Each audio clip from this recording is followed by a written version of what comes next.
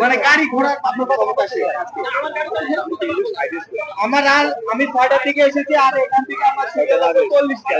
আমি 40 সিরিয়ালের মধ্যে আমার তেলটা পাইতাম সেই সকাল 6টার দিকে এখানে এসেছি।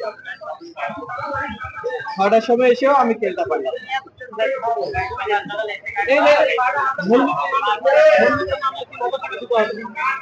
তেল গেলাম না, সংসারে কাজ করতে পারলাম না, 3,000 টাকা বাজার দিতে হবে। কেন এত অব্যবস্থাপনা? আপনারা ব্যবস্থাপনা করতে পারবেন না, টোটালি বন্ধ করে দেন, আমরা পায়ে হেঁটে চলবো। কিন্তু ব্যবস্থাপনা যদি না করতে পারে, সাধারণ জনগণকে বলে দেন যে ভাই আমরা অক্ষম, আমরা পারছি না, আপনাদের ব্যবস্থা করে করেন। আজকে কৃষক মাঠে সেচ দিতে পারছে না। আমি আমি কর্তৃপক্ষের কাছে অনুরোধ জানাচ্ছি যে আপনারা আগামীতে যদি তেল দেন তাহলে প্রথমেই বলবেন যে আপনাদের ক্যাপাসিটি কতটুকু আছে।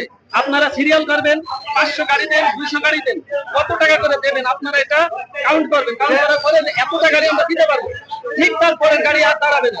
এই যে আমরা ভোগান্তির শিকার হচ্ছি, সকালে এসেছি না খেয়ে এই রোদে দাঁড়িয়ে আছি, এখন কোনো কাজ করতে পারলাম না। আরেকটা বিষয় আছে, আমরা এই পাম্প থেকে ওই পাম্পে যাচ্ছি, ওই পাম্প থেকে ওই পাম্পে যাচ্ছি, যতটুকু 1 লিটার তেল যদিও রাখি সেটাও পাম্প টু পাম্প দৌড়াইতে দৌড়াইতে আমাদের শেষ হয়ে যাচ্ছে। এখন আমরা কিভাবে কি করবো? আমার গাড়িটা এখন বাসায় নেওয়ার সুযোগ নাই।